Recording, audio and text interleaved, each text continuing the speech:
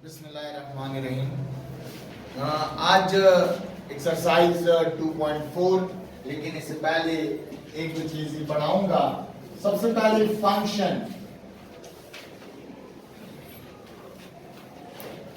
Of the roots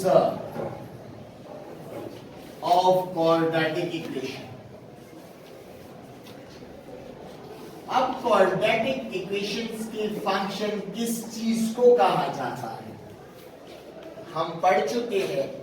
जो सम of for example हमारे पास if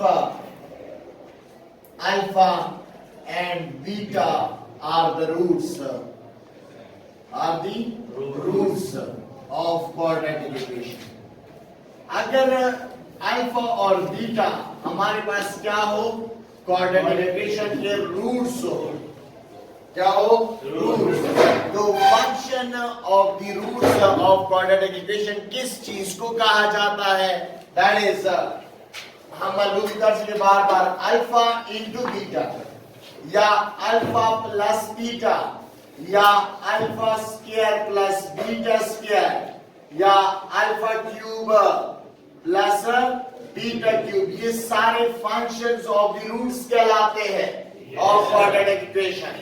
alpha into beta, alpha plus beta, alpha square plus beta square, alpha cube plus beta cube, ये सारे क्या कहलाते हैं, functions of the roots, function of the roots of quadratic equation. अब अगला चीज जो है वो है सिमेट्रिक फंक्शन।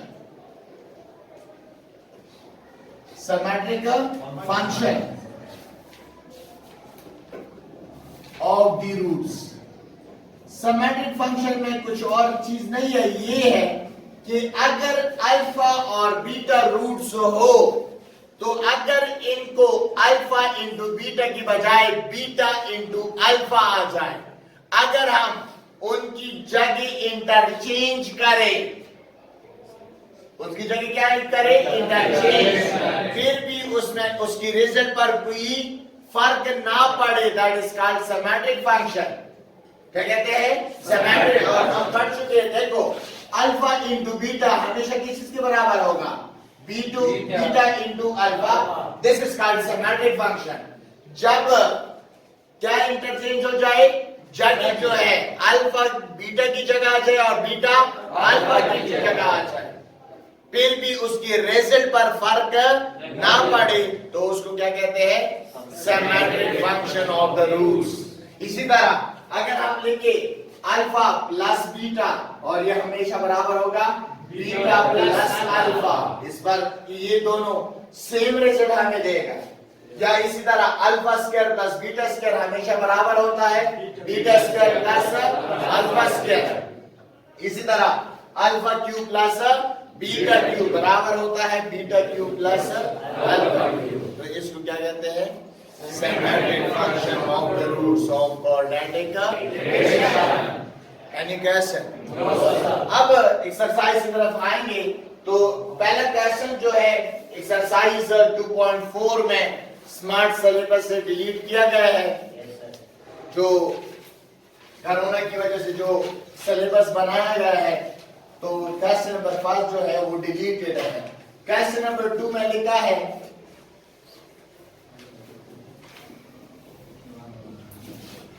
क्वेश्चन नंबर 2 में क्या है, find the quadratic equation whose roots are. अब 2 में क्या होता है कि रूट्स की मदद से हम इक्वेशन बनाएंगे। अगर रूट्स दी गए हो उससे हम इक्वेशन कैसे बना सकते हैं, क्या कैसे बना सकते हैं, इक्वेशन कैसे बना सकते हैं। फॉर एग्जाम्पल ये हमारे पास इक्वेशन, क्वाड्रेटिक इक्वेशन बनाने का तरीका है, that is x square minus s x plus p is equal to 0। तो एस जो है that is sum of the roots, sum of the roots. जब दो रूट्स दिए हैं उसको उसका सम मालूम कर लो, यहां पर लगा लो, और p जो है that is product of the roots. क्या है, प्रोडक्ट ऑफ द रूट्स। अब इक्वेशन, क्वाड्रेटिक इक्वेशन जब हम रूट से बनाते हैं तो उसके लिए दो चीजें मालूम करना लाजमी हो गए।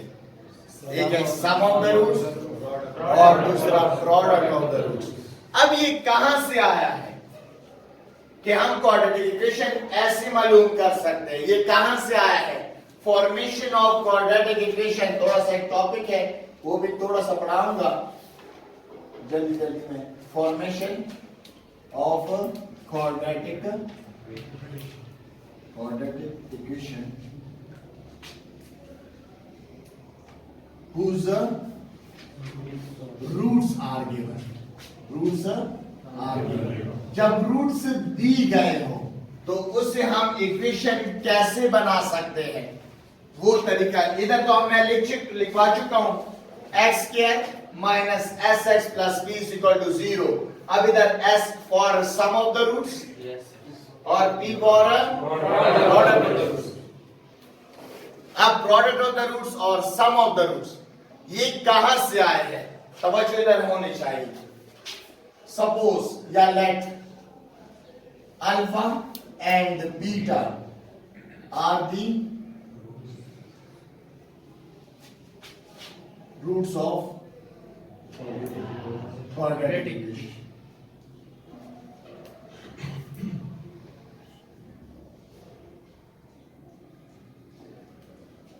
अब अल्फा और बीटा हमने फर्ज किया कि वो क्या है, रूट्स है क्वाड्रेटिक इक्वेशन की। ये मैं पढ़ा रहा हूं x square minus s x plus b is equal to 0 कहां से आया है? ठीक है, तो जनरल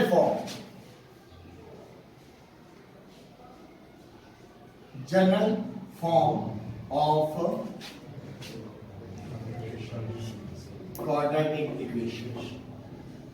तो जनरल फॉर्म हमारे पास क्या है क्वाड्रेटिक इक्वेशन का? a x square plus bx plus c is equal to 0। विषय तो नहीं है? अब ये जनरल फॉर्म है और ये मैं पढ़ा चुका हूं। जनरल फॉर्म वो होता है जिसमें नंबर्स की बजाय क्वाड्रेटिक इक्वेशन में a b c इस्तेमाल हो जाए और उसको इज इक्वल टू 0 लिखा जाए।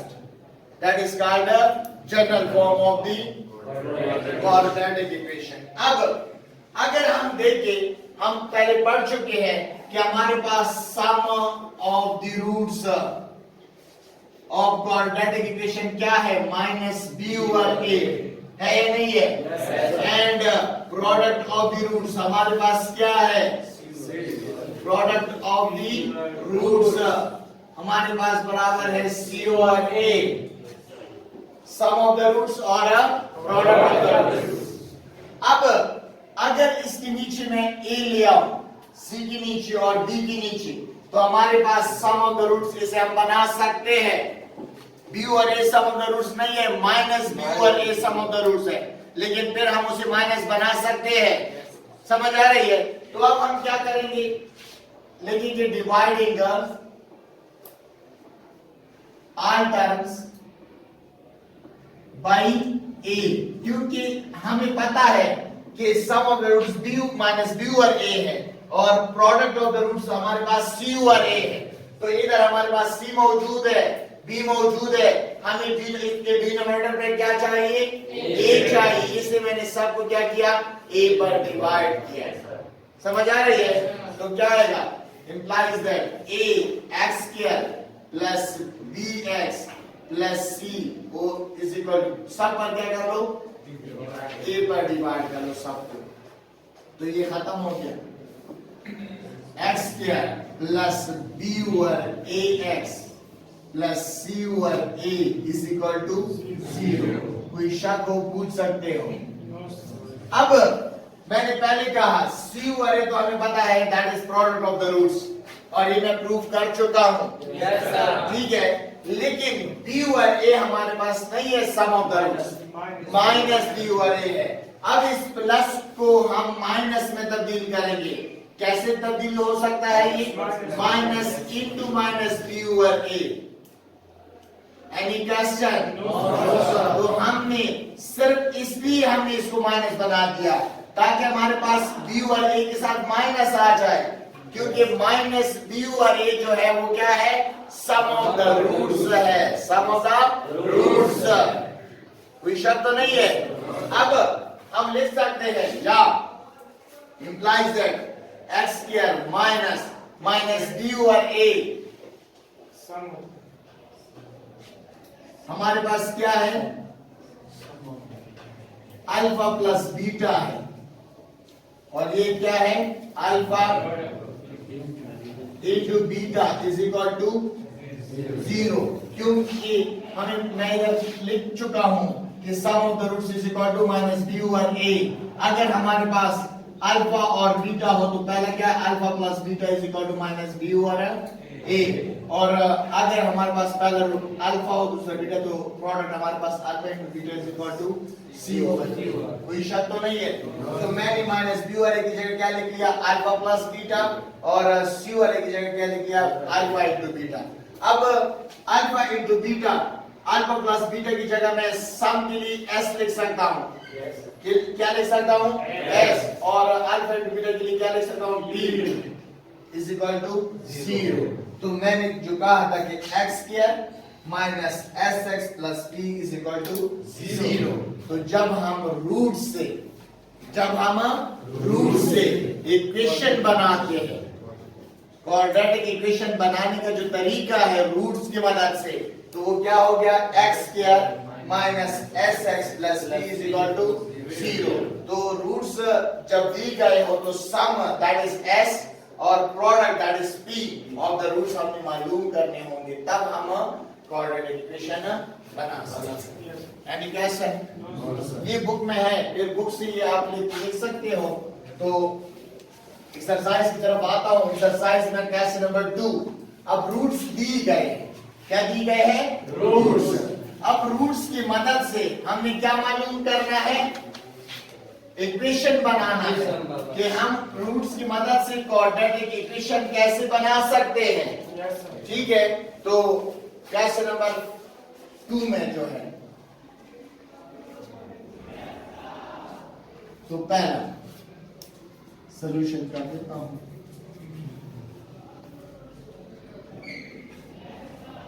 Given roots 1 and 1/2। ये रूट्स दी गए हैं। इक्वेशन जब क्वाड्रेटिक इक्वेशन दिया जाए उसको हल करने के बाद जो उसके आंसर वैल्यू ऑफ एक्स आते हैं दैट इज कॉल्ड रूट्स। ठीक है, तो अब वो दोनों दी गए हैं। अब कहते हैं कि कौन सा इक्वेशन होगा जिसके रूट्स 1 और 1/2 आएंगे। 1 और 1/2 हमें वो इक्वेशन मालूम करना है, वो इक्वेशन मालूम करना है। तो हम लिख सकते हैं, सिंस हमें पहले s चाहिए, s is sum of the roots. Since sum of the roots क्या आएगा, is equal to first root is 1, first root is 1, और दूसरा प्लस सेकंड रूट इज 1 और 2। तो हम इसको लिख दिया। सम के लिए हमारे पास फॉर्मूले में क्या है, s है, तो इसके नीचे क्या है, 1 है, तो फ्रैक्शन है, एलसीएम ले लो। 2 इज द एलसीएम, 2 1 पे डिवाइड क्या आएगा, 1 है, 2 है, सॉरी 2 आएगा, 2 1 से मल्टीप्लाई कर दो, 2 1 are 2, और इधर क्या है, 1। Any question? ये तो बार बार आप लोगों ने पढ़ा है। इसे क्या आएगा, 3/2। ये हमारे पास s आ चुका है, that is sum of the roots. कोई शक तो नहीं है। अब हमारे पास and product of the roots. तो रूट्स की प्रोडक्ट हासिल इज ज़रब, तो मल्टीप्लाई करेंगे, तो प्रोडक्ट ऑफ द रूट्स के लिए हम p से इसको ज़ाहिर करेंगे। तो 1 1 के साथ 1/2, 1 से मल्टीप्लाई करो तो वही आता है, दैट इज 1/2। कोई शक तो नहीं है। अब हेंस required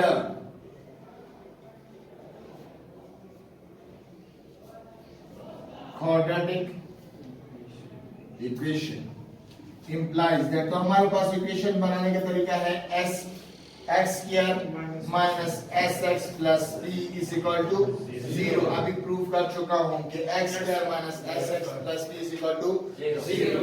तो देयरफॉर या implies that x square minus s हमारे पास आ चुका है 3/2 into x प्लस प्रोडक्ट जो है 1/2 इज इक्वल टू जीरो। अब फ्रैक्शन में आ चुके हैं।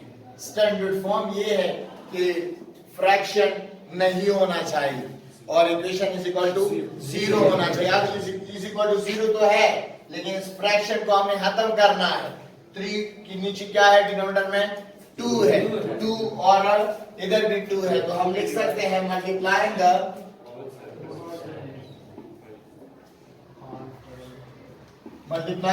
all terms by 2। सब टर्म्स को हमें 2 से ज़रब देना है ताकि फ्रैक्शन खत्म हो। तो क्या होगा 2 into x square minus 2 into 3/2x plus 2 into 1/2 is equal to 2 into 0। तो इससे आएगा 2x स्क्वायर, ये सब कैंसिल हो जाएगा, ये सब कैंसिल होगा इज इक्वल टू 0। तो क्या हो गया विच इज रिक्वायर्ड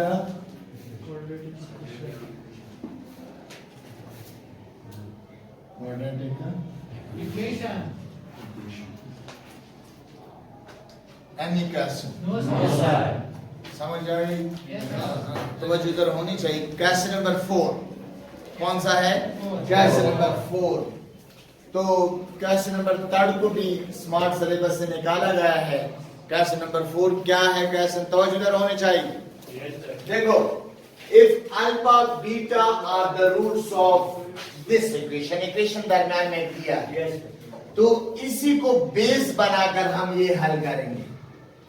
जिसकी वैल्यू मांगी गई है फाइंड द वैल्यूज ऑफ, एक है alpha over beta plus beta over alpha, दूसरा है 1 over alpha square plus 1 over beta square, तीसरा है beta square over alpha square over beta plus beta square over alpha. अब ये एक क्वेश्चन में उन्होंने 3 पार्ट्स दिए हैं और जरूरी नहीं है कि एग्जाम में ये तीनों आ जाए, सिर्फ एक भी वो दे सकते हैं।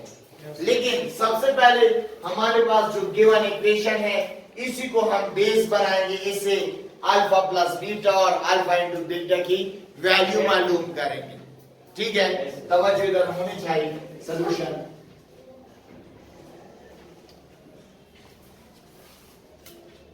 गिवन इक्वेशन,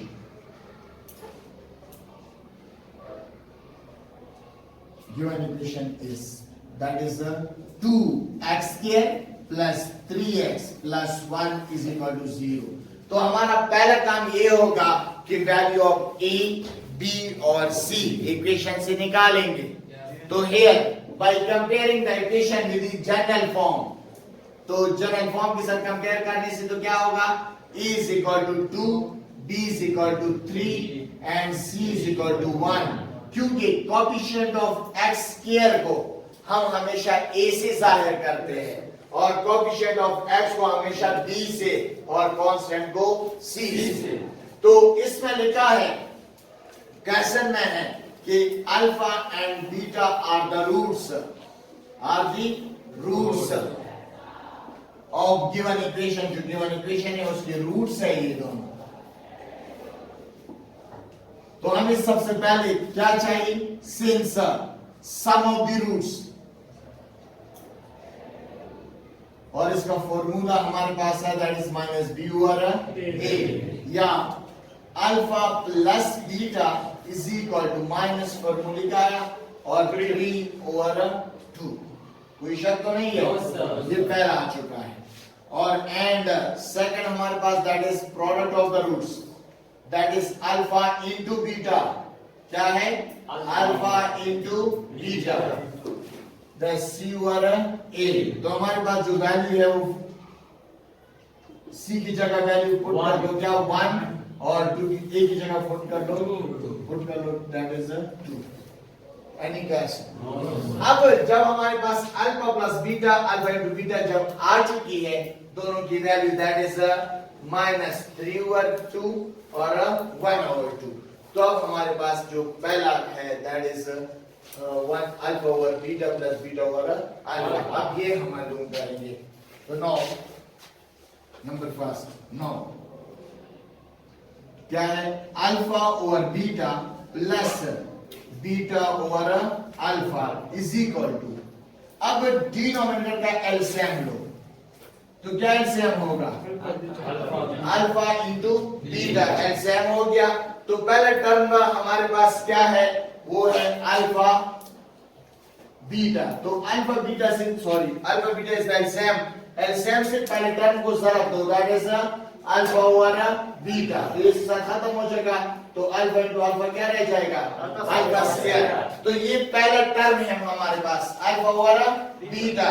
तो जो एलसीएम है उसके साथ ज़रब ये हम इसको ज़रब देंगे, तो ज़रब देने से हमारे पास क्या आ गया, अल्फा स्क्वायर, और प्लस जब दूसरी टर्म को हम ज़रब दे दें तो अल्फा इंटू बीटा, ये हमारे पास क्या है, एलसीएम हो गया। तो multiply by alpha beta over alpha, तो अल्फा अल्फा के साथ तो क्या आ गया, बीटा स्क्वायर। अब यहां पर क्या आ गया, बीटा स्क्वायर। लेकिन हमारे पास alpha square plus beta square कहीं पर भी मौजूद नहीं है। एक हमारे पास है अल्फा प्लस बीटा और दूसरा हमारे पास क्या है, अल्फा इंटू, अब इधर अल्फा इंटू बीटा है, इसकी वैल्यू तो हमारे पास मौजूद है, दैट इज 1/2। लेकिन alpha square plus beta square की वैल्यू नहीं है। जब नहीं है तो क्या करेंगे, अब इससे हम फॉर्मूला नंबर फर्स्ट बनाएंगे, कंप्लीट करेंगे, स्क्वायर कंप्लीट करेंगे। Alpha square plus beta square, alpha square plus beta square के साथ अगर मैं 2 alpha beta plus 2 alpha beta add करूं, 2 अल्फा बीटा अगर इसके साथ मैं ऐड करूं तो ये फॉर्मूला नंबर 5 बन सकता है। लेकिन मैथमेटिक्स के रूल्स के मुताबिक हमारे पास ऐसा कुछ भी हम अपनी तरफ से ऐड नहीं कर सकते, सिवाय जीरो के, हम जीरो ऐड कर सकते हैं। क्या ऐड कर सकते हैं, जीरो। लेकिन हमें जरूरत है कि हम 2 अल्फा बीटा इसके साथ ऐड करें ताकि फॉर्मूला नंबर 5 बने। लेकिन हमने जो चीज ऐड की है वही हम सब्ट्रैक्ट इसलिए करेंगे ताकि जीरो बन सके, क्योंकि हमें 2 अल्फा बीटा ऐड करना होगा फॉर्मूला बनाने के लिए, इसलिए हम वही माइनस भी करेंगे, क्योंकि इसको जीरो भी बनाना है। इसको क्या बनाना है, जीरो। समझ आ रही है। तो अपॉन इसके नीचे क्या है, अपॉन अल्फा इंटू बीटा। तो ये है alpha square plus beta square plus 2 alpha beta, ये हमारे पास क्या हो गया फॉर्मूला। तो हम इसको as a square plus b square plus 2ab, इसको हम लिख सकते हैं a plus b whole square. तो इसको हम लिख सकते हैं इज इक्वल टू, क्या बनेगा, alpha plus beta whole square.